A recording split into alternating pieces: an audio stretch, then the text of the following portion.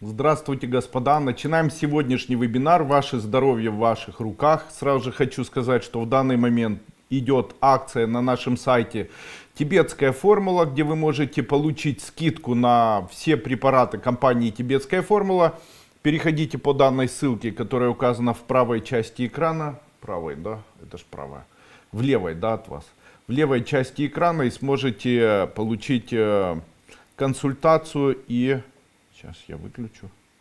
Консультацию и скидку поучаствовать в акции. Итак, сегодня я с удовольствием отвечу на ваши вопросы, как всегда с вами по вторникам. И с удовольствием от вас. Чуть-чуть почему-то у меня подвисает интернет. Но сейчас начнем, ничего страшного.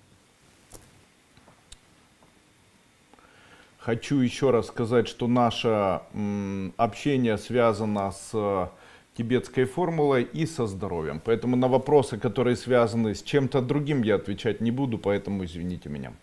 Здравствуйте, уважаемый Андрей. Скажите, какое имеет значение спать днем? Большое спасибо. Восстановление центральной нервной системы — это сон днем. Я заметил очень давно, что у людей, у которых есть сон дневной, у этих людей лучше иммунитет и меньше холестерин. Как ни странно, есть прямо целый ряд исследований, которые не могут найти причину и аналогию, почему это происходит.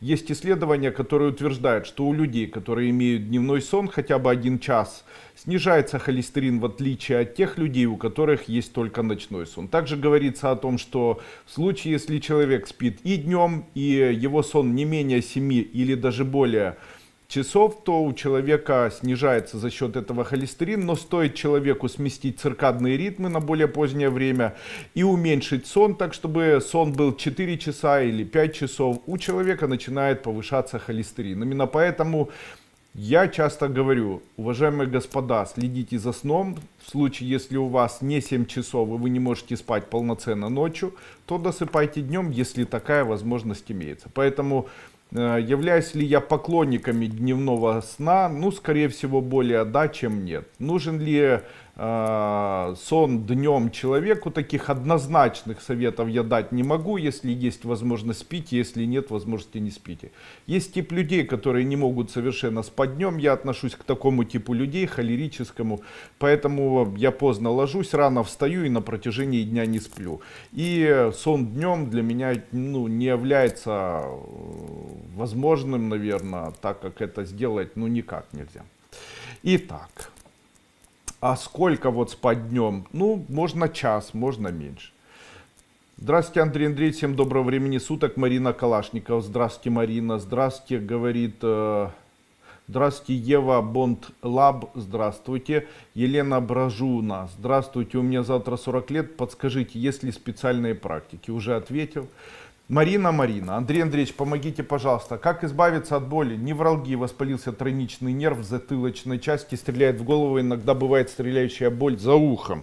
А вы знаете, что в большинстве своем, если вы сейчас обратитесь в неврологию, то невролог вам пропишет только 2 препарата. Это будет, допустим, мазь диклофенак в виде аппликации или там вольтарен противовоспалительный. И противовоспалительные средства, может быть, местные мерилаксанты. И это будет максимально противовоспалительные мерилаксанты. И они не подействуют. Также фиксирующая повязка, допустим, там и так далее.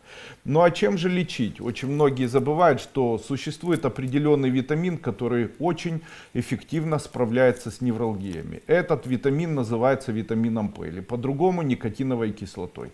Я рекомендую в случае, если у вас болит поясница, ИША, в случае, если есть у вас невралгия, при любых заболеваниях, которые связаны у вас с позвоночником, при любых заболеваниях, которые связаны с любой неврологией, от тройничного нерва до, допустим, листоза и боли, связанного с этим, или радирующей боли, связанные с грыжами шморля или чем угодно, будь то неврологические боли, связанные с дисплазией тазобедренных суставов или какими-либо артрозами и так далее. Не торопитесь принимать противовоспалительные, хотя тоже рекомендую, но нервы восстановить возможно в случае, если принимать самую обычную никотиновую кислоту. В какой дозировке принимать? Принимайте по 100 мг 4-6 раз в день. Это совершенно безопасно.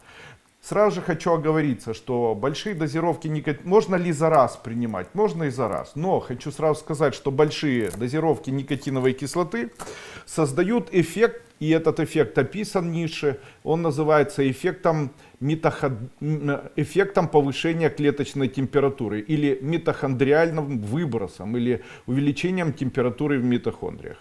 И на сегодняшний день этот эффект изучается и так далее. Ну, как бы не об этом, это уже наука, а я продолжу. Оказывается, что в случае, если человек принимает высокую дозировку никотиновой кислоты, это может повлечь за собой ощущение покраснения тела, зуда в глазах, а также зуда кожных покровов.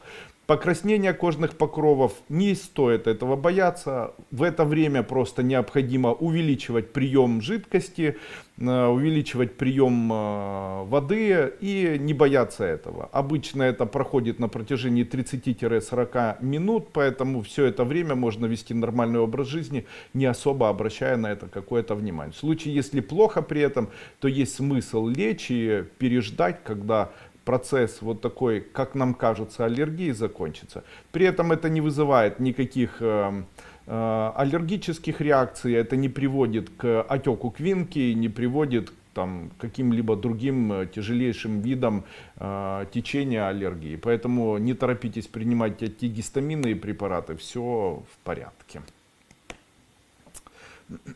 Поэтому можно принимать диклофенак или противовоспалительные препараты. Можно принимать любые релаксанты, обязательно обратиться к неврологу. И можно с сегодняшнего дня начать принимать, меньше шевелиться вокруг поясницы или вокруг шейного отдела, обвязать шерстяной ниткой или шерстяной тряпкой. Желательно так, чтобы она была внутрь. Побольше спокойствия.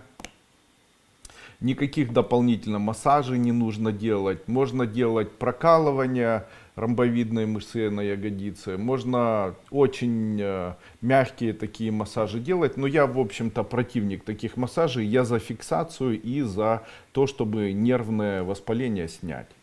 Из моих препаратов, в случае, если принимать препарат КФС поможет, Морбустоп поможет, также препарат коллаген. Почему появляются неврологические заболевания? Это такой путь, который исключительно связан с уменьшением формирования и вырабатывания хондроитина, глюкозамина, перенесенные вирусные заболевания, и, как ни странно, повышение гастрина и уменьшение усвоения белков в нижней части желудка, что фактически можно восстанавливать, принимая просто мой препарат, который называется пепсин.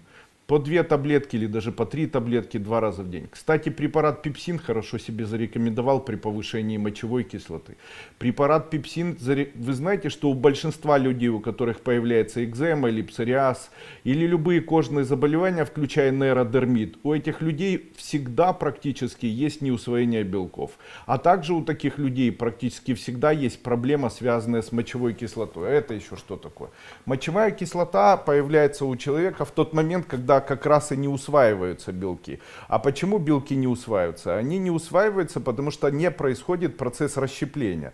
Дело в том, что нервное состояние человека обычно влияет на то, что у него выделяется гастрин и соляная кислота. Соляная кислота, она выделяется в верхнюю часть желудка, и в нижней части желудка обычно щелочная реакция должна происходить с выработкой пепсина и расщеплением белков, в тот момент как в верхней части желудка соляная и кислая среда.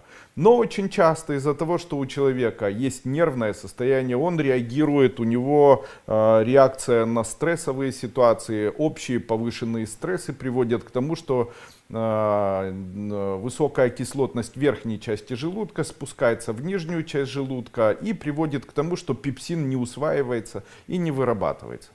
И именно этот фермент как раз участвует в том, чтобы в дальнейшем расщеплять белки и приводить к расщеплению и формированию аминокислот. И этого не происходит, что в дальнейшем негативно сказывается на 2 вещи. Первое, очень реагирует кожа. Очень реагирует кожа при увеличении, как лечить? Снижаем мочевую кислоту И увеличиваем при этом количество пепсина. И даем препараты, которые снижают стрессовое состояние. Какие это препараты и что необходимо делать? Итак, пепсин по 2 таблетки 3 раза в день. Второй препарат — это паставит, который будет успокаивать по 2 таблетки 3 раза в день. Все препараты моей компании. Снизить мочевую кислоту поможет 10 капель обычного нашатырного спирта на 1 стакан воды. Рекомендую, кстати, тем людям, у которых есть заболевания подагры. Великолепное средство, хотя людьми не поощряемое. Конечно, есть такие препараты, которые может посоветовать вам любой врач. Это аллопуринол или колхицин.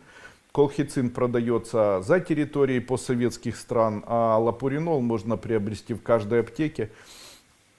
Это диета со сниженным употреблением белков, но я хочу сказать, что именно белки необходимы такому человеку, но белки необходимы, которые могут быть расщеплены, а вот в том виде нерасщепленных белков, в котором они попадают в кровь, они не особо нужны. Также аутоиммунные препараты или препараты для не аутоиммунные, а препараты для повышения иммунитета, иммуностимулирующие препараты, которые могут снизить, наверное, иммунную депрессию, можно так назвать. Это препарат бетулиновая кислота. Итак, давайте перечислим. В случае, если у вас есть проблемы, связанные с псориазом, вам необходимо, первое, заставить ваши почки работать.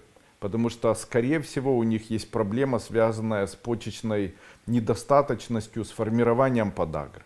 Второе, почему это происходит? Это происходит на фоне нервных состояний и повышенной соляной кислоты и повышенного гастрина. Принимая препарат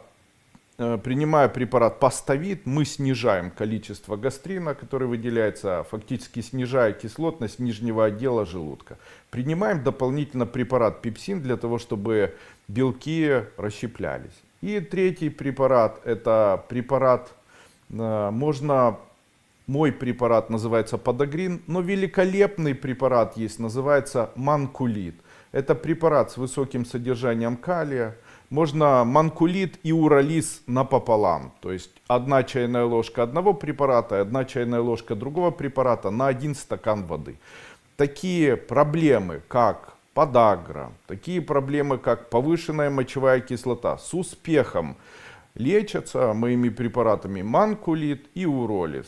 Это великолепные препараты, если их принимать в комплексе, и эффективно справляется. Также есть препарат Метикс, это уже препарат, который создан из экстракции сабельника болотного, является и гриба чаги, является великолепным, наверное, средством, которое используется народной медициной в случае, если у человека есть проблемы с формированием камней в почках и проблемы, связанные с мочевым пузырем, и проблемы, связанные с подагром и так далее. Очень часто говорят, что при подагре необходимо уменьшать количество употребления белков. Я с этим абсолютно согласен. Почему? Да они не перевариваются, белки. Поэтому их и употреблять нет смысла. Они превращаются не превращаются, а просто появляется мочевая кислота, и она увеличивается. И поэтому устранять или изменять пищу или употребление пищи, конечно же, необходимо. Но вы должны знать, в случае, если принимать успокаивающие препараты и принимать препараты, которые могут снизить кислотность нижнего отдела желудка, такими, которыми является обычный препарат пепсин, это заметно сможет улучшить общее состояние быстро. И, конечно же, иммуностимулирующие препараты. Очень рекомендую. По поводу принятия соды. Может ли сода снизить кислотность желудка? Ну, конечно, несомненно, сода она может снизить кислотность желудка. Но дело в том, что формула соды это двойной углекислый натр. Да? Натрия 2COH. И вот такая формула при соединении с соляной кислотой H-хлор, натрий 2COH плюс H-хлор, будет формировать натрий-хлор, это обычная поваренная соль, и с выделением углекислого газа, то есть О2. И получается, В случае, если О2 выделяется, углекислый газ, напрямую в желудок, то может произойти обратная реакция с повышением, увеличением соляной кислоты. Именно поэтому, если в маленьких дозировках принимать соду, то она может первое время снижать кислотность желудка, в тот момент как при высоком содержании соляной кислоты в желудке при соединении с дополнительно содой или раствором соды может наоборот спровоцировать через повышение углекислого газа вторичное еще большее вбрасывание и выработку соляной кислоты. Такой себе соляный памп. Именно поэтому я очень часто рекомендую, что да, при аллергии, при заболеваниях с пониженной кислотностью, как ни странно, соду полезно пить, но при повышенной кислотности может проявиться дополнительная проблема через какой-то промежуток времени, и ваше ориентирование на то, что сода сможет вам снизить кислотность, будет обманчивой. Дело в том, что кислотность повысит, поможет соль, а кислотность понизить поможет глюкоза, как ни странно. Оказывается, снижение кислотности происходит за счет глюкозы. А это с чем связано? Это связано с тем, что при выделении инсулина, который выделяется при попадании в высоком количестве глюкозы в кровь, у человека появляется автоматическое снижение кислотности и соляной кислоты выделяется меньше. Ну вот такая у нас механика, ничего с этим сделать нельзя. Так вот, в случае, если у человека есть повышение, там есть экземы, псориазы, кожные заболевания, даже нейродермиты, какую ему следует выбрать стратегию? Конечно, сода и соль, необходимо их максимально ограничивать. При дополнительном употреблении соды, при дополнительном употреблении соли у вас будет увеличиваться количество натрия, а натрий может негативно сказываться на данное течение заболевания. И какая ваша стратегия и к чему вы должны прийти? Как ни странно, по моему мнению, вы должны употреблять продукты, в которых есть высокое содержание калия. Среди таких продуктов на первое место можно поставить мед. То есть рассасывать мед по четверть чайной ложки, 1, 2, 3 раза в день, по чуть-чуть. Также высокое количество калия находится еще и в тыкве. Очень хорошо кушать тыкву вареную.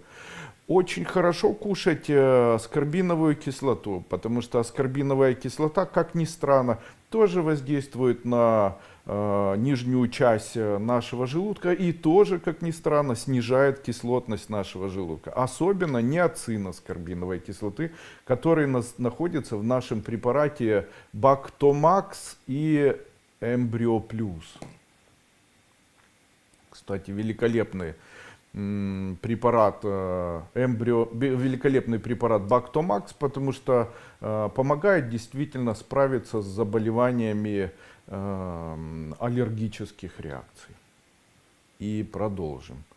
Кстати, хороший очень совет. Кстати, употребление меда, если у вас повышается артериальное давление, то это говорит о том, что у вас очень повышается кислотность как раз нижнего отдела желудка.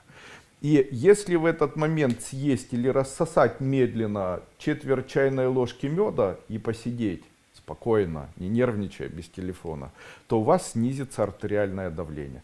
Кстати, исходя из этого, я могу предположить, но не гарантировать, но скорее всего, при употреблении тыквы вареной, если ее употреблять 1-2 раза на протяжении дня, а также пшена, можно пшена желтого вареного, это все имеет высокое количество калия, и именно поэтому употребление вот таких продуктов может, по идее, снижать кислотность нижнего отдела желудка и снижать вместе с этим артериальное давление. Ну, конечно же, не все так банально. Ну, конечно же, я прямо предчувствую, что найдутся люди сегодня, которые скажут, что я не прав, я даже не знаю, что такое там артериальная гипертензия, артериальное давление и так далее. Ну, я могу сказать, что по этому поводу, что я мог бы сказать или мог бы рассказать 10 или 15 разновидностей или предположений, почему возникает артериальное давление, почему возникает высокое артериальное давление, чем отличается гипертоническое заболевание сердца от артериальной гипертензии и так далее. И дело в том, что очень часто, рассматривая такие вопросы, мы рассматриваем разные формы возникновения. До конца еще идея о том, как же все-таки лечить, в общем-то, артериальную гипертензию, артериальное и гипертоническое заболевание сердца, в общей сложности еще однозначного такого вывода нет среди врачей. Ну и наверняка в случае, если у вас такое заболевание гипертонии, при котором гипертоническая болезнь или поднимается артериальное давление на фоне высокой кислотности желудка, особенно нижнего отдела, то вот в этом случае применение продуктов питания с высоким содержанием калия, такие как мед, или такие как пшено, или такие как тыква, помогут вам с этим справиться. А в случае, если это связано с адреналином, стрессами, альдостероном, почечной недостаточностью, или пилонефритом, или простатитом, или миомой, или еще чем-либо, или просто дистониями каких-либо форм на фоне стрессов, то это, конечно же, не поможет вам однозначно с этим справиться. Или с высоким количеством кальция в крови.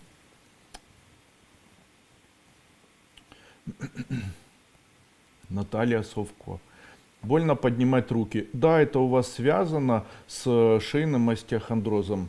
Так и есть, это связано с шейным остеохондрозом, и я сегодня с этого начал. Это весенние заболевания. Весной, как правило, у всех происходит определенное обострение, это не новость. Февраль и март, вот таблица, и я сейчас прям по ней почитаю. Смотрите, февраль-март ищу. Февраль-март, какие заболевания в феврале и марте? Вот я смотрю, у меня есть такая схема. Май-июнь, март-апрель, январь-февраль, февраль-март. Вот, февраль-март. Читаю. Заболевания верхней и нижней части отделов позвоночника. 4, 5, 6, 7 шейный позвонок и пояснично-крестцовый отдел. И это связано как раз, какой элемент больше всего не хватает, какого элемента обострения сейчас происходит, еще и обострение психического состояния человека и обострение неврологических всевозможных заболеваний. И здесь написано, что необходимо при этом принимать и какие основные продукты с повышенным количеством аскорбиновой кислоты и с высоким содержанием калия. И это может очень заметно улучшить общее состояние. А еще это время плохо работающей поджелудочной железы. Поэтому алкоголь будет провоцировать появление таких заболеваний, как заболевание высыпания на коже. Сейчас очень плохо кушать соленую рыбу, очень плохо есть много соли. Соль необходимо кушать аж в мае, июне, июле и августе. Тогда, особенно в августе и октябре, вот в июле, августе, потому что она сможет предотвратить появление аллергии. А сейчас, наоборот, время, когда однозначно и на 100% не стоит принимать их. Также сейчас, если сейчас недостаточность слизи, именно поэтому для людей, у которых есть весенние заболевания, необходимо увеличить количество употребления слизи. Но в чем они употребляют? Самое лучшее средство — это очищенные от зеленой шкурки огурцы, а также мандарины без цедры, лимоны без цедры. Вот такие продукты. Ну, в случае, если у вас нет аллергии.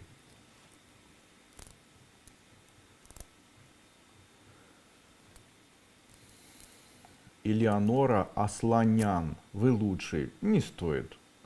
За ваши знания, доброту, искренне. Приветствую солнечной Армении. Спасибо. Я люблю Армению. Галина Смирнова. Вот вчера женщина позвонила. Андрей Андреевич, пожалуйста, у меня сильнейший насморк, я задыхаюсь, ничего не могу с собой сделать, помогите мне.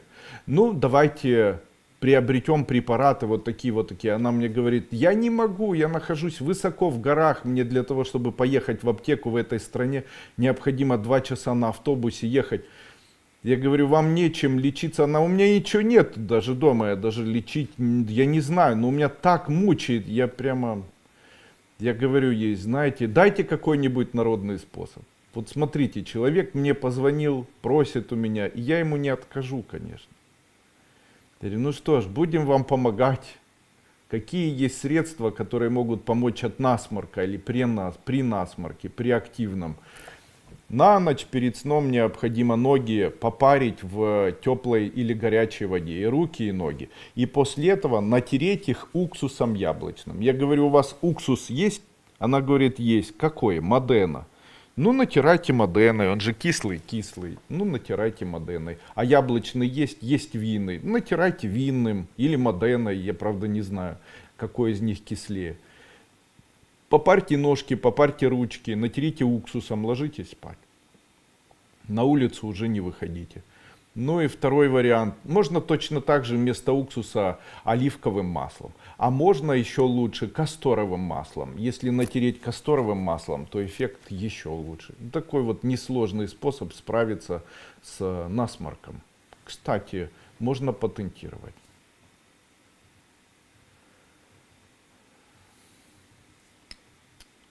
Андрей Андреевич, аритмия так и не проходит. Прошу вас о совете. Колечко из темной нити на мизинце ношу. Носите колечко, и у вас аритмия. Аритмия в вашем случае связана с проблемами позвоночника, грудного отдела. Вам поможет обычный массажист. Если массажист сделает вам 10 массажей ежедневно, то это устранит вашу проблему. И проблема с аритмией в вашем случае будет устранена. Это прямо прям очень хорошо. Почему? Это связано с врожденным сколиозом, и это связано с тем, что сейчас осанка ухудшается, это связано с тем, что вы все время находитесь в сидячем положении и смотрите там в телефон, в ноутбук или еще там вяжете, я не знаю, что вы делаете. И из-за этого происходит вот такое ухудшение, поэтому и появляются вот такие аритмии. Также при аритмии первое средство это конвалия. А где вы ее возьмете? Ладно, тогда никакого. У меня от аритмии мной придуман препарат. Он называется NS-Card. Он хороший. Вот в случае, если кто-то смотрит и была аритмия, напишите, устранил ли мой препарат NS-Card аритмию. Кстати, сегодня я хочу вам сказать о своем препарате, который мы сделали, который называется примула вечерняя. Это масло примулы вечерней, которое мы продаем вот в таких капсулах. Великолепный препарат. Почему я о нем вспомнил? При заболеваниях экземы, при заболеваниях псориаза я очень рекомендую его использовать. Так как содержит гамма-линолеевую кислоту, которая очень эффективно борется как раз с возникновением любых проблем, которые связаны с кожными заболеваниями, и фактически является еще и вместилищем огромного количества омега-6 жирной кислоты. И, конечно, гамма-линолеевая кислота очень полезна и очень эффективно работает как раз с кожными заболеваниями. Ну и, конечно, все помнят о том, что примула ее назначают при заболеваниях сердечно-сосудистой системы, для здоровья волос и ногтей. Но как бы среди всего прочего на первое место как бы принято воспринимать гамма-линолеевую кислоту как вещество или масло примулы, она же гамма-линолеевая кислота, как лучшее средство для поддержки женского здоровья. Предменструальный синдром, в случае, если это возникает, при менопаузе, при головных болях, мигренеевидных головных болях и так далее, великолепно, при горячих вспышках с потеванием, при вспотевании, при климактерических расстройствах берете примулу масла И второй мой препарат, его нет, к сожалению, который называется у нас Климактерикс. И принимайте совместно. Еще хорошо, если будет Сирантал вместе с ними. Это такой препарат, который усиливает действие и примулы, и Климактерикса. Великолепный препарат. Кстати, препарат пепсина, о котором я сегодня говорил, вот так выглядит. Вот так можете на него посмотреть.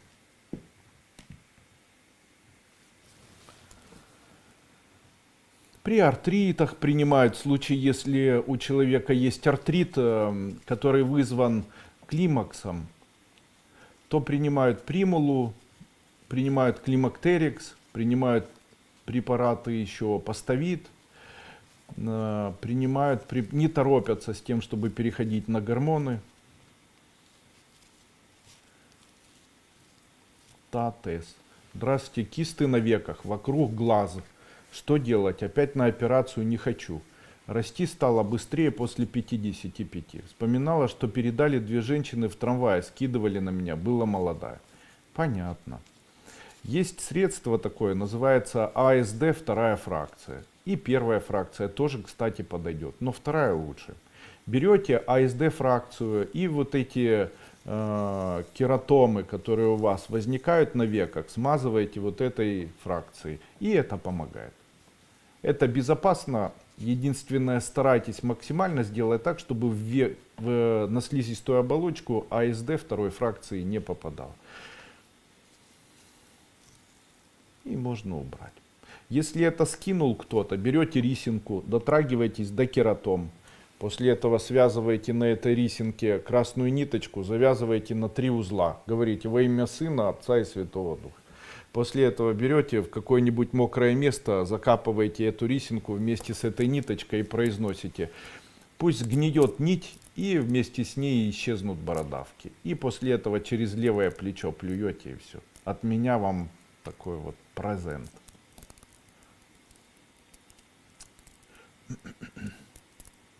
Любовь Базюк. Подскажите, как мне вылечить мозоль на ноге? Очень болит. Спасибо вам, здоровья вам и вашей семье. Берете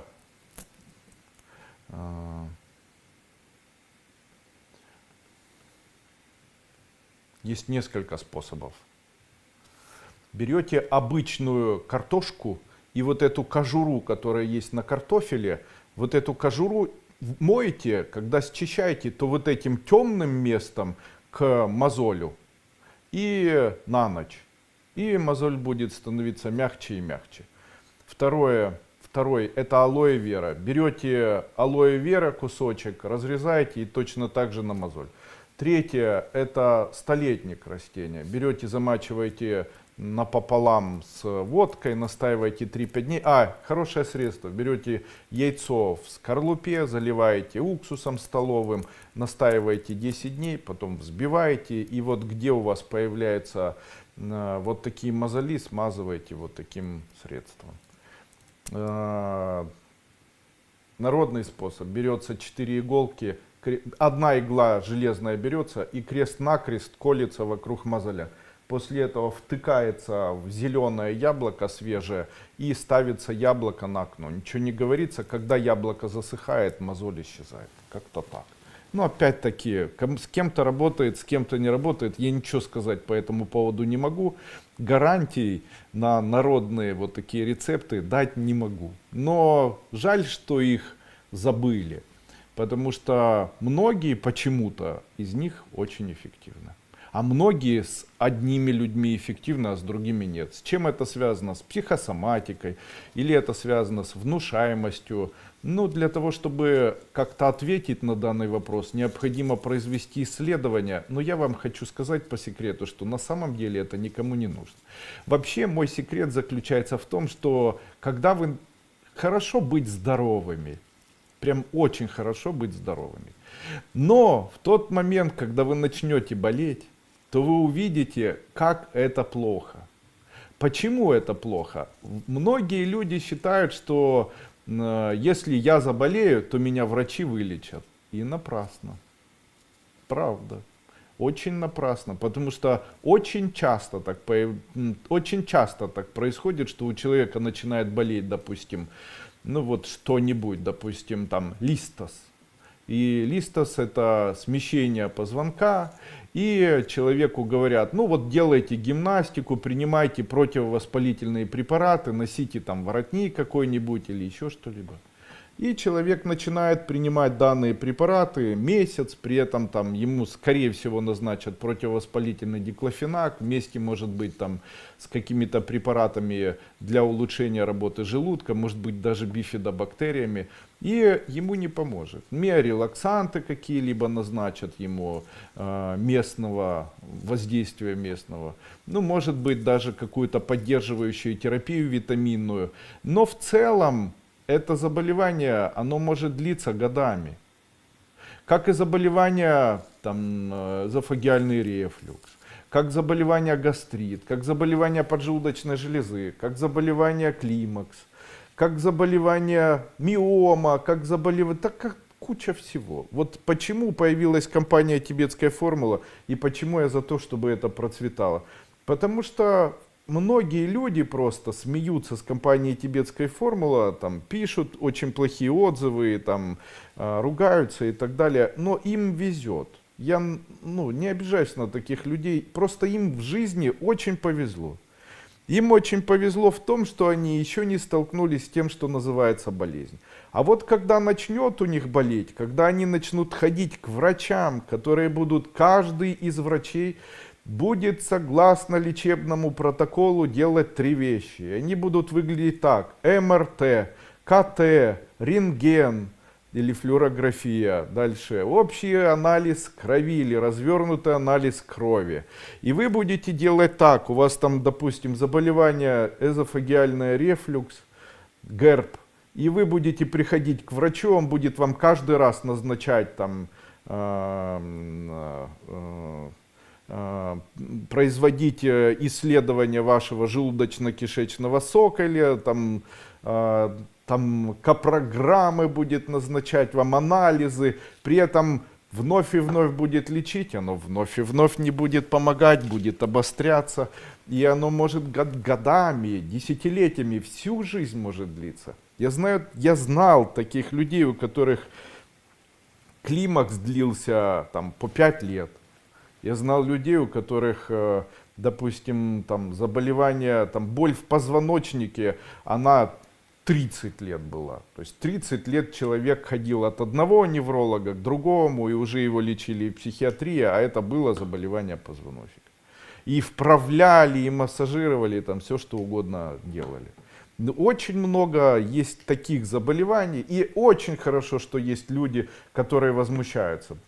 Очень хорошо, потому что человек, которому я посоветовал, там, ничего страшного, можно покушать там от одуванчиков вот эти желтые цветочки. Если их покушать и там по 1-7 штук на протяжении дня, пока они цветут, то может помочь при артрите. И большое счастье, что человек, который напишет, что какой же ты доктор, ты дурачок, а не доктор. Вот большое счастье, чтобы такой человек никогда не заболел артритом. Потому что при артрите, ревматоидном артрите, человеку назначают гормоны. И человек потом на мидроле или на преднизолоне годами живет. А там почитайте, какие побочные действия данного препарата. И потом, спустя годы, появляются вторичные заболевания, которые уже вызываются как раз тем, что человек применяет данные препараты. Ну и все же это знают прекрасно. То есть можно принимать диклофенак, чтобы не болело, это противовоспалительные нестероидные препараты. И в дальнейшем может развиться язва желудка. В случае, если человек длительно принимает там преднизолон, может появиться остеопороз, может появиться почечная недостаточность, может появиться эмфизема на фоне хронической легочной недостаточности, может развиться заболевание позвоночника, тяжелая форма. Ну и там ряд заболеваний, которые тяжелые, различные заболевания позвоночника. Ну и как оно у кого это все формируется. А потом, дай Бог, чтобы человек был здоровым, чтобы у него были силы не есть вот такие не есть вот такие, наверное, одуванчики и иметь силы не болеть. Опять-таки людей жалко, потому что знаете, как много людей сейчас, там люди выехали из Украины в другие страны. Там для того человек работает с утра до ночи, чтобы прокормить детей на съемных квартирах и так далее. Там где-то в хлебопекарнях, на мясе, в холоде, руки начинают болеть, и то нет времени, нет денег куда-то идти.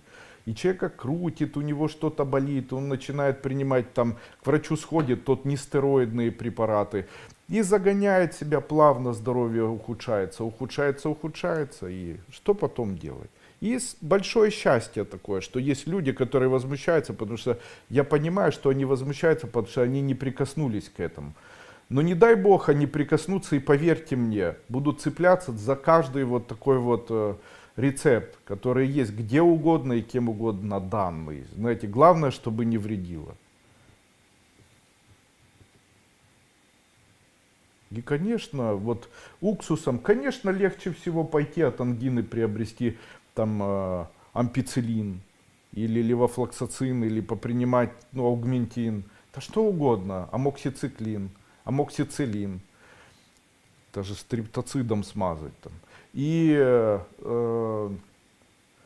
конечно, это легче всего, но если ты за границей находишься, тебе нужно найти врача, к нему записаться на прием, выстоять очередь, после этого получить рецепт, пойти, этот рецепт проверят, после этого тебе отпустят.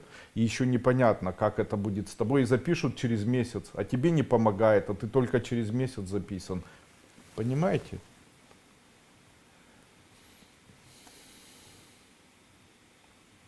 Альбина Скалкина. Здравствуйте, Андрей Андреевич. Подскажите, пожалуйста, у меня узел щитовидки 13 миллиметров. Сказали сделать биопсию. Правильно сказали. Нужно делать однозначно. Нужно сделать, чтобы спать спокойно. У меня тоже были узлы в щитовидной железы. Сделали биопсию, сказали, все в порядке, отпустили. Поэтому не нужно этого бояться.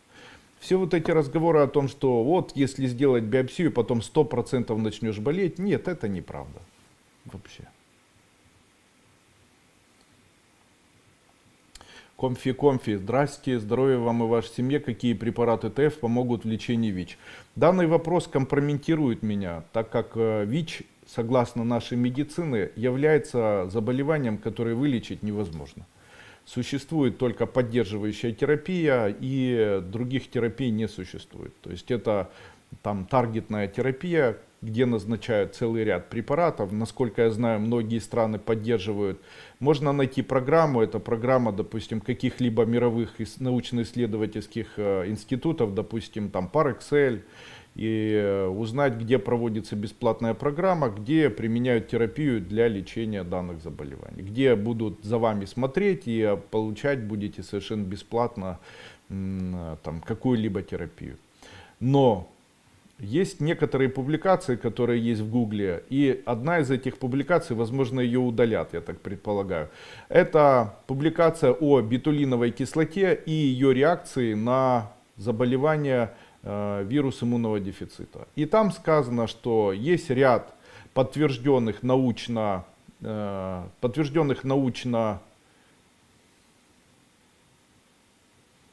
или научно-клинически доказанных исследований, парадоксальных, которые говорят о том, что при длительном использовании препарата бетулиновой кислоты, даже в небольших дозировках, у человека со временем изменяется статус. Вот так завуалированно это все указано.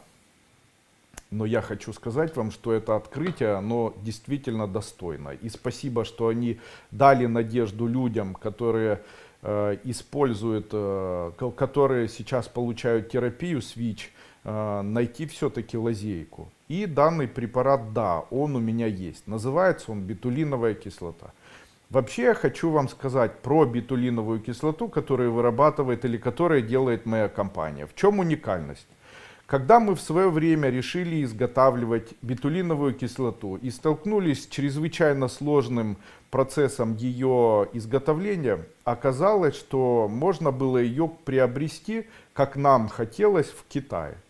так как есть целый ряд китайских фабрик, которые успешно изготавливают бетулиновую кислоту, и мы решили эту бетулиновую кислоту приобрести. В тот момент, когда мы приобрели хоть дешевую, хоть дорогую, нам не прислали бетулиновую кислоту, потому что на территории Украины мы провели исследование, и оказалось, что название бетулиновая кислота не соответствовало химической формуле бетулиновой кислоты.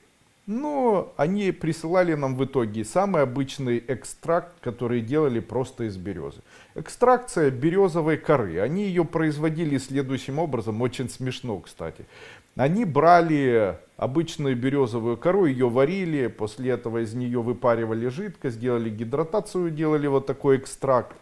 И этот экстракт продавали, называя его и бетулином, и бетулиновой кислотой, и бетулоновой кислотой, как угодно. И поверьте мне, это не было ни бетулиновой кислотой, ни бетулином, ни даже правильно созданным экстрактом.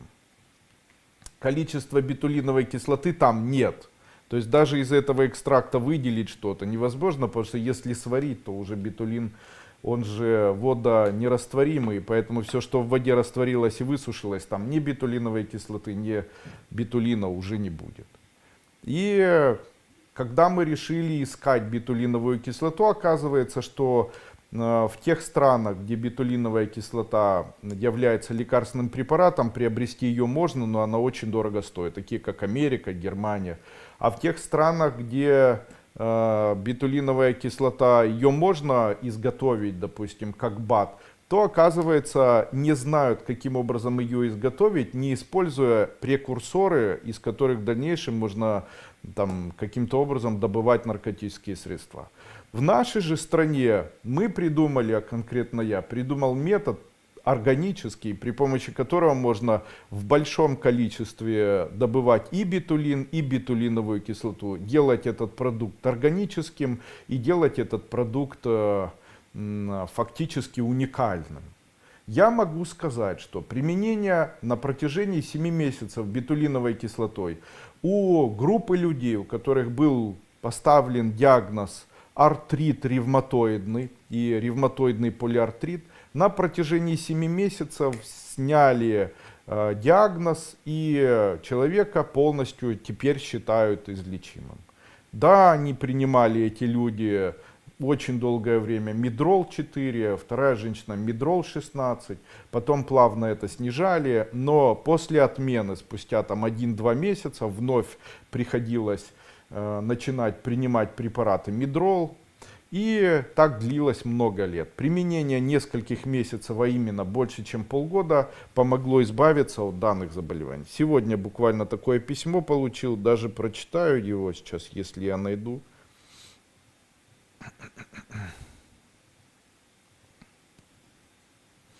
Хочу сказать, бетулиновую кислоту принимала 6 месяцев. Она прям очень эффективно подействовала, чувство полета, гениальный препарат. И помогла мне, ну и так далее, человек пишет, не хочу просто читать. И да, так и есть. Очень часто применение бетулиновой кислотой длительное время помогает избавиться от панкреатита, язвенного заболевания желудка, язвы двенадцатиперстной кишки, цистита, заболеваний, связанных с эндокринологических заболеваний, допустим, аутоиммунный тиреоидит, сахарный диабет 2 типа. Были случаи, когда, применяя длительно, снижали дозу длинного инсулина и глюкоза не поднималась при сахарном диабете 1 типа. При васкулите, рожистых воспалениях и так далее. Сейчас я рекомендую бетулиновую кислоту совмещать со вторым моим гениальным препаратом. Это препарат Джалкар.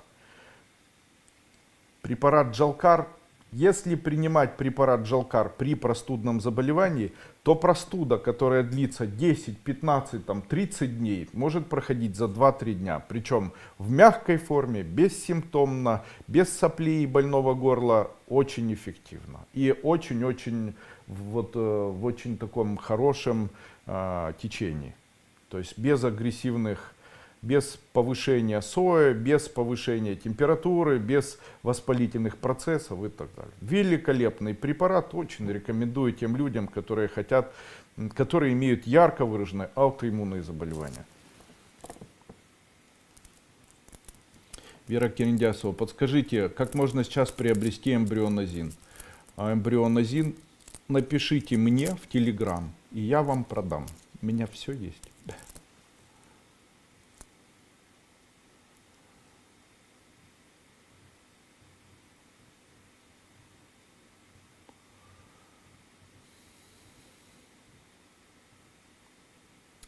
Как мужчине повысить аппетит? Мужчине повысить аппетит несложно. Каким образом это сделать? Берете гранатовые корки. Покупаете гранат, очищаете гранат, сушите корки. Берете 1 чайная ложка на стакан кипятка, засыпаете такие корки, даете человеку, можно с сахаром или без, чтобы пил. В случае, если будет пить вот такой гранатовый узвар, то будет очень повышаться аппетит. У меня проблемы в полости рта. 2 года хронический фарингит и не могу ничем вылечиться. Еще появилась сыпь. Как песок вокруг, слюной, мелкий в горошек на чечевицу, уплотнение на слизистой. Скажите, пожалуйста, что делать? В случае, если это не вызвано аутоиммунным заболеванием, то есть вы не болеете синдромом иммунного дефицита, у вас не развивается такой вот синдром, который как раз проявляется вот такими симптомами, которые вы описываете, то устранить поможет, возможно, это просто гингивит или развивающийся гингивит, поможет обычная мурамидаза. Что это такое? Покупаете у меня препарат, который называется жидкий лизоцим, и 30-40 капель на ложку с водой полоскайте рот и глотаете. И это устранит. Этим же средством можно закапывать носоглотку и полоскать горло. Но обязательно к эндокринологу сходить.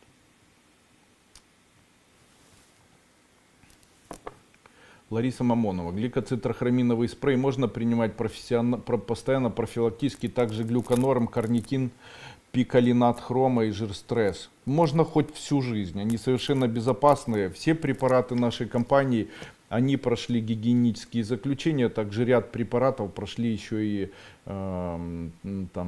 другие исследования. И некоторые из данных препаратов, вот особенно это препарат, неважно, они все сделаны таким образом, что ни от одного из этих препаратов не может быть ни аллергические реакции, ни появления ощущения зуда или аллергии или тошноты. Они цитонетоксичны, совершенно безопасны в тех дозировках, в которых мы используем экстракты. Они безопасны для применения. И в некоторых случаях мы увеличиваем дозу экстракта, а в некоторых случаях со временем уменьшаем. Есть препараты, допустим, бетулиновой кислоты, уменьшение дозировки улучшает эффективность применения, а увеличение дозировки снижает. Но при этом все равно сама экстракция или само количество данного вещества в виде 76%, оно должно обязательно соответствовать именно этим процентам. Есть целые исследования, которые доказывают дозировку и концентрацию действующего вещества, и мы ее тоже используем.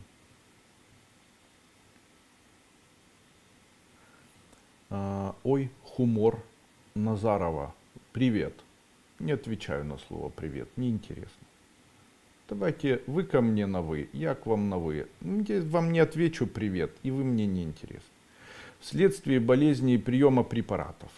Очень истощен организм. Посоветуйте что-нибудь из тибетской формулы. Бетулиновая кислота раз и мой ультра-мега мощный набор с коэнзимом Q10 моих витаминов, который называется Супра. Это же мега круто. Просто Супру принимайте. Это очень-очень эффективный препарат. Здравствуйте, счастье, радость. Альбина Скалкина. Я уже год натираюсь яблочным уксусом на ночь, ноги. Очень помогает. Вот думаю, не вредно, совершенно безопасно. Яблочный уксус, когда им натирают ноги и когда им натирают стопы, стимулирует выработку, стимулирует наш иммунитет. С чем это связано? Это связано с рефлексотерапией. Оказывается, в случае, если у человека, вот смотрите, сухие руки. Почему? Потому что из ладони не выделяется пот. Железы недостаточно эффективно работают.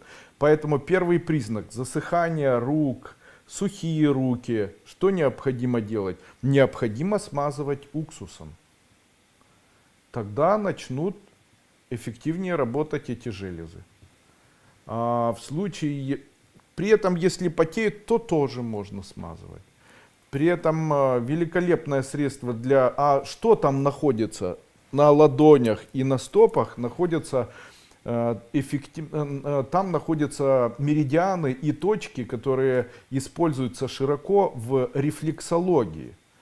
И эффективность рефлексологии доказывать не нужно, так как она до сих пор существует во многих странах как одна из разновидностей науки. Почему не используется рефлексотерапия на территории постсоветских стран? Дело в том, что обучение одного специалиста рефлексотерапии или рефлексологии может длиться от 3 до 6 лет. И это очень дорого, и длительность обучения тоже очень дорогая, и стоимость обучения дорогая, и там в комплексе дорого, и очень долго ставить эти иголки, и диагностировать человека там по меридианам и так далее. Именно поэтому у нас это не прижилось. Как, собственно, и гомеопатия в постсоветском пространстве. Хотя гомеопатия на территории Евросоюза, в Германии очень широко используется и на сегодняшний день признана. Причем и клеточные соли Шуслера, и гомеопатия, просто классическая гомеопатия широко используется. И во многом многие гомеопатические препараты заходят и на территорию наших стран. Современная гомеопатия — это антидоты к определенным болезням, допустим, это антидот карциномы матки или антидот мастопатии. Вот такие препараты заходят под определенными названиями, и да, они заслуживают уважения. Многие из этих гомеопатических препаратов с позиции, наверное, медицины не могут быть объяснены, но тем не менее, видите, из-за того, что это вот в такой стране есть, такое как Германия, оно имеет место быть, и, наверное, тоже, опять-таки, почему у нас не обучают гомеопатии, почему она не признана? Во-первых, это очень сложно обучаться гомеопатии, очень долго, используется огромное количество препаратов, легче всех лечить 3 препаратами. Какие 3 препарата? Ой, я вас прошу. Да я вас прошу. Какие 3? Это кортикостероиды. И второй препарат — это антибиотики. И все. Или то, или то. А если и то не помогает, то препараты, которые используют уже при химиотерапии, какой-нибудь метотрексат. По утрам повышается давление, принимают триплексам. Что можно дополнительно сделать, чтобы убрать этот утренний симптом? Такой утренний симптом является следствием того, что ваши мозги находятся в состоянии негативном. А о чем это говорит? Причем тут мозги? Это говорит о том, что у вас повышенная кислотность желудка, и говорит о том, что у вас не усваивается аминокислота аргинин. Но я хочу вам сказать, если вы начнете принимать по 1 чайной ложке аргинина на 1 стакан воды на протяжении 30 дней или 40 даже дней, то вы избавитесь от вот такой гипертонии по утрам и улучшите свое зрение, слух и общее самочувствие. Где купить такой аргинин? Я не продаю, хотя вот попросил несколько недель назад, чтобы на производстве его изготовили в виде порошка. Но его можно приобрести в спортивном питании, там отдельно можно приобрести его в виде порошка и использовать дома. Совершенно безопасно, в нашем организме он совершенно безопасный.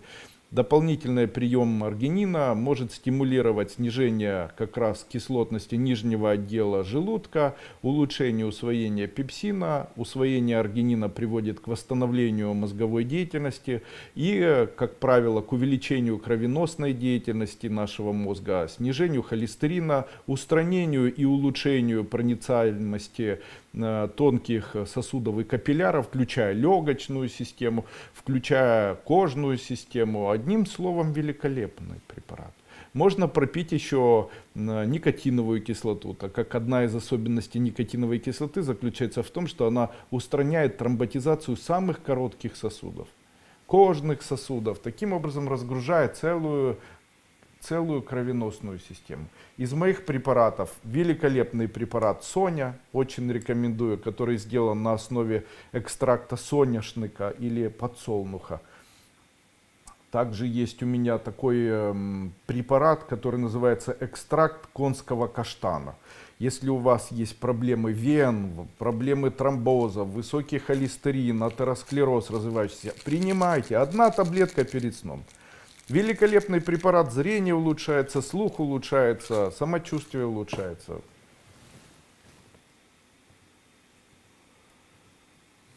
При энцефалопатии сосудами головы. Вот хорошо принимать препарат аргинин.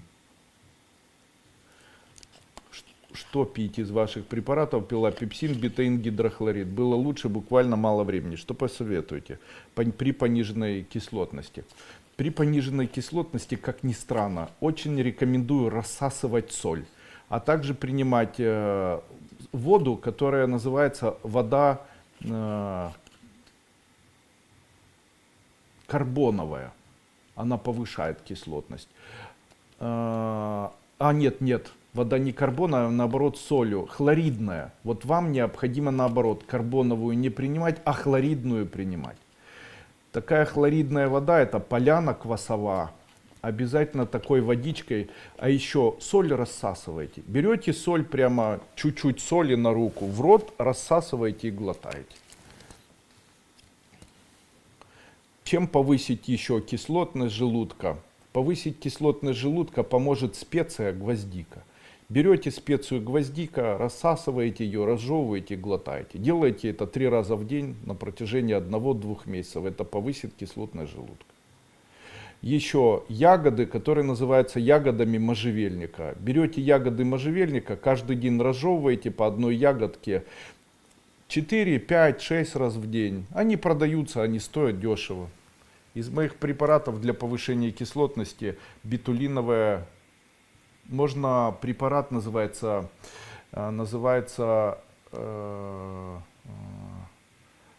Бактомакс. Вот он будет повышать. И Нефромакс. И Бактомакс, и Нефромакс повышают кислотность. Просто съесть цветок одуванчика, да, в разное время по одному цветочку 7 раз в день.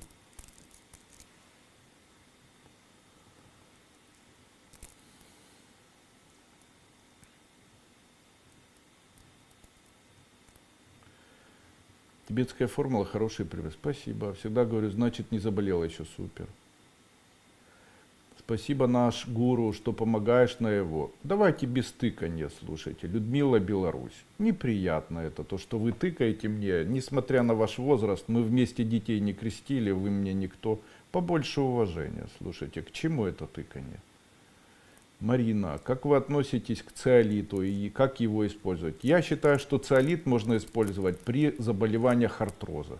Каким образом? Берете циолит и смазываете уксусом салфетку, выжимаете ее вокруг сустава, который болит, и сверху циолит, прямо на такую салфетку, и сверху закрываете чем-нибудь. Циолит способен через кожу вытягивать переизбыток солевых компонентов, таких как кальциево-фосфорные соединения, оксалаты, и может помочь при, допустим, артрозе коленом или артрозе или гонартрозе тазобедренного сустава. При вот таких мозолях на ногах хорошо использовать. Циолит, по идее, можно принимать и вовнутрь. Минус. Минус заключается в том, что там могут быть остатки песка.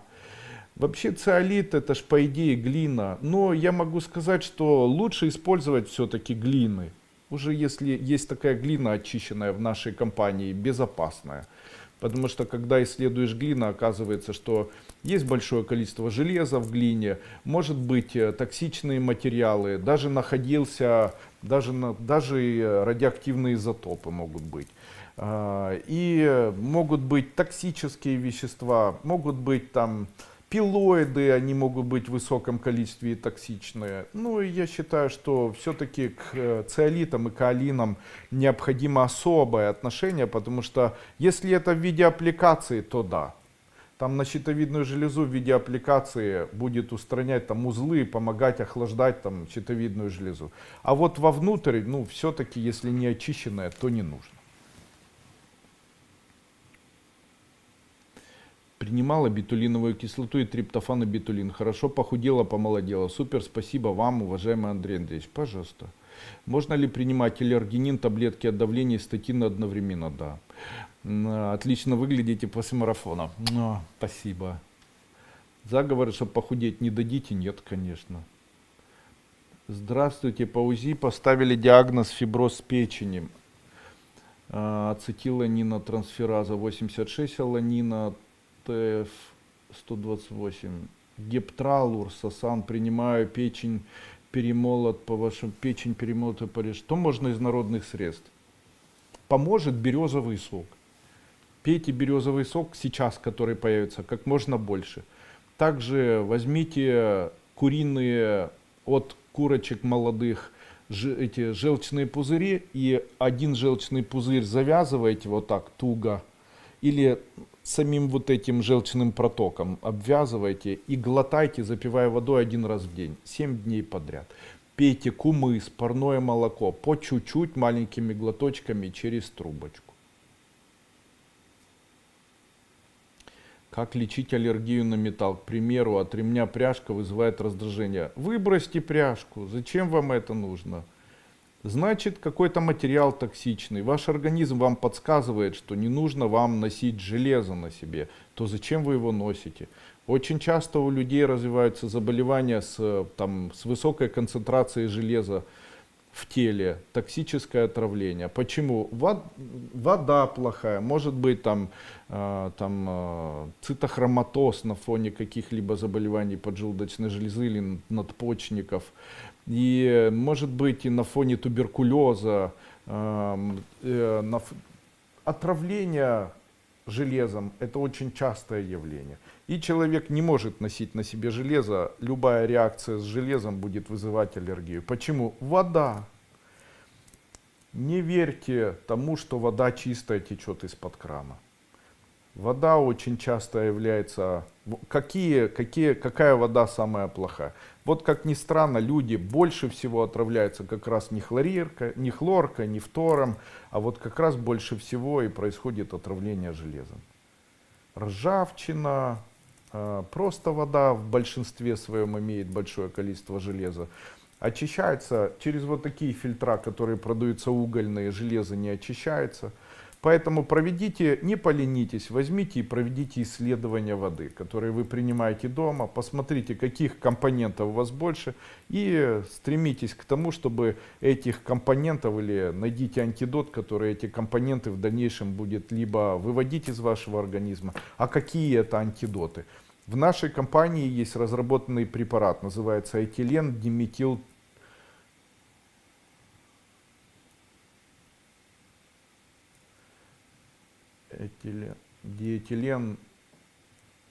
Этилен диметилтриуксусная кислота.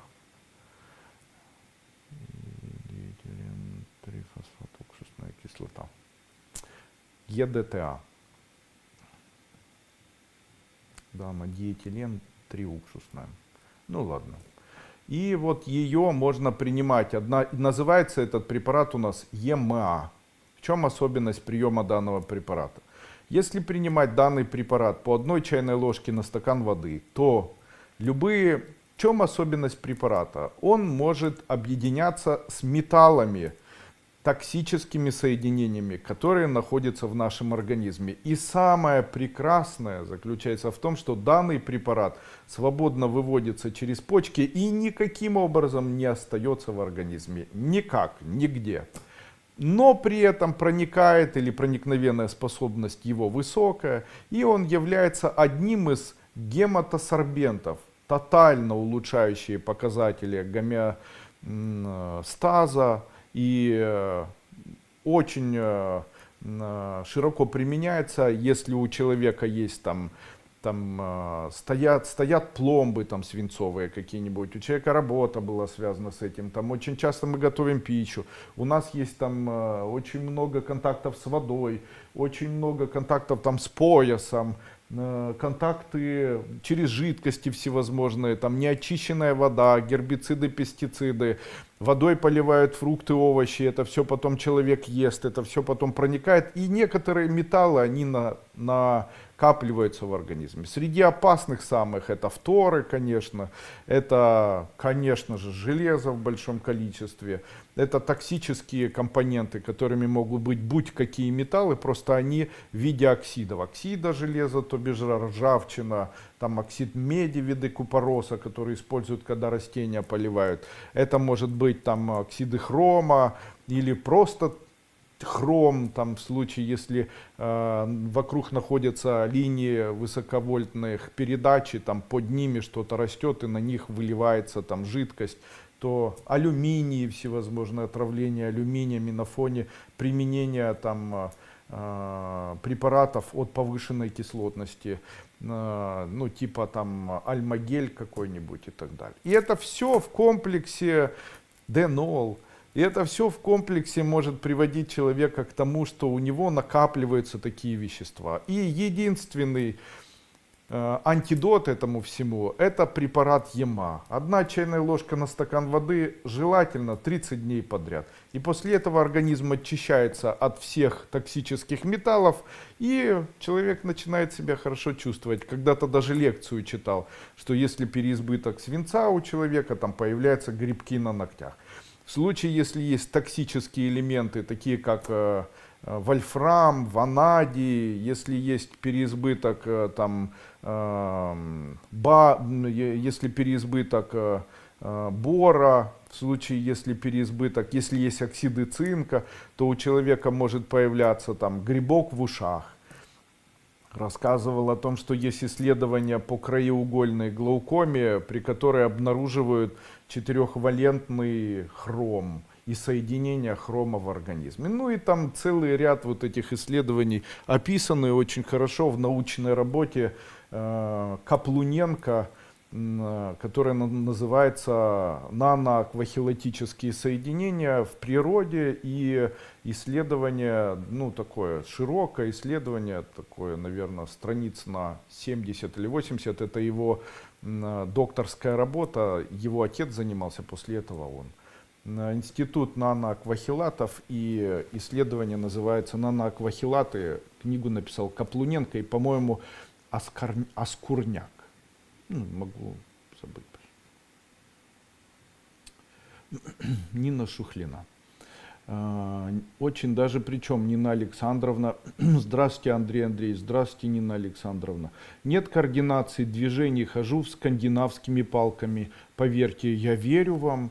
В случае, если у человека происходит такое осложнение, это говорит о том, что у него на фоне стрессовых ситуаций или стрессов истощилась центральная нервная система и перешло все на периферическую нервную систему. Можно ли каким-либо образом восстановить? Можно. Я считаю, что применение препаратов с высоким содержанием меди, такие как алгоцин, 1 чайная ложка на стакан воды 1 раз в день, исключительно после приема пищи. И дополнительное увеличение применения препарата аминокислоты аргинин в высоких дозировках. 150 мг 4-7 или больше раз в день. А еще лучше прям в таких мега дозировках. В виде порошка 1 чайная ложка на стакан воды, а чайная ложка это 3000 мг получается. И 1 чайная ложка на 1 стакан воды 1 раз в день заметно улучшит ваше состояние и поможет вам в дальнейшем и чувствовать себя в итоге лучше.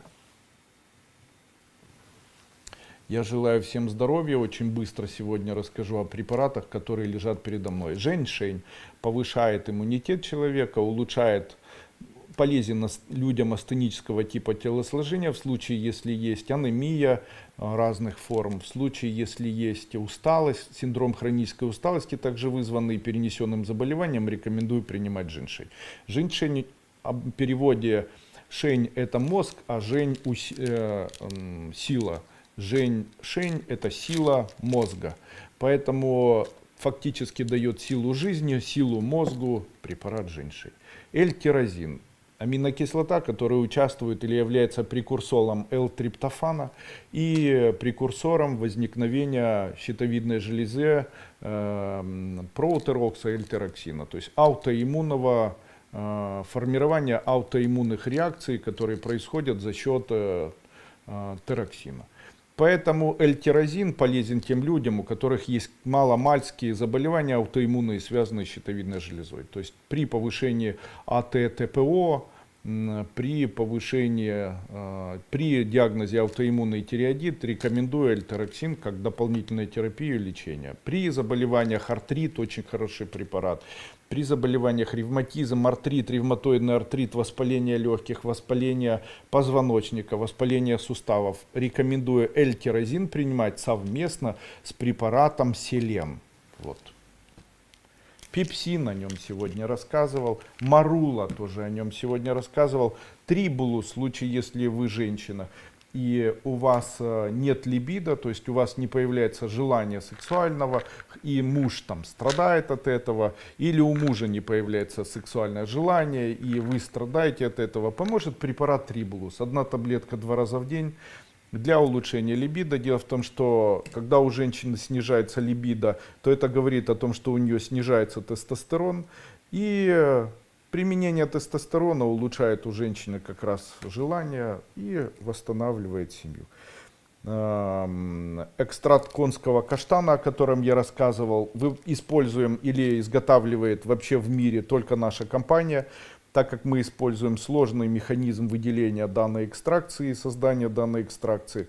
И могу вот наверняка вам сказать, что препарат очень себе зарекомендовал при лечении заболеваний вен, атеросклероза, полинейропатии, полинейтропатии, и снижает холестерин, улучшает состояние сосудов. Я так предполагаю, опять-таки нужно исследовать, улучшает состояние интимы сосуда и, вероятно, даже реставрирует, если это возможно. Но не является ни вазоконстриктором, ни дилататором, просто улучшает общее состояние интимы. Не знаю, поняли вы, что я говорю или нет. Ресвератрол, о нем я говорил на прошлом своем вебинаре. Ресвератрол это препарат, о котором очень много информации. Ее несложно найти сейчас в интернете, в гугле, просто загуглите. Это ресвератрол, который мы производим самостоятельно. Мы его производим сейчас в сухой форме, но в дальнейшем будем производить его еще... мы его производим в сухой форме в виде экстракта. Очень-очень большой дозировки и прям очень-очень хорошего качества. Ну и проверенный препарат ашваганда. Это препарат, который является препаратом из аюрведической медицины. Препарат данный назначают при заболеваниях кожи, опорно-двигательной системы, глаз, волос, выпадения волос и ухудшение зрения, как общий укрепляющий. Я так предполагаю, что ашваганда более нацелена все-таки на спокойствие, так как сам препарат имеет ярко выраженное такое седативное действие. Но о нем тоже есть большое количество информации, которую вы можете извлечь, используя Google. Я желаю вам всем здоровья. По вопросу применения и покупки препаратов я приглашаю вас посетить мой сайт, который указан вот здесь сейчас на этом объявлении.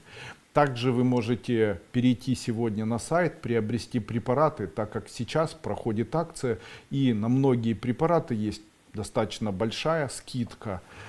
Будьте здоровы, здоровье в наших руках. И быть здоровым легко поможет вам Андрей Дуйко.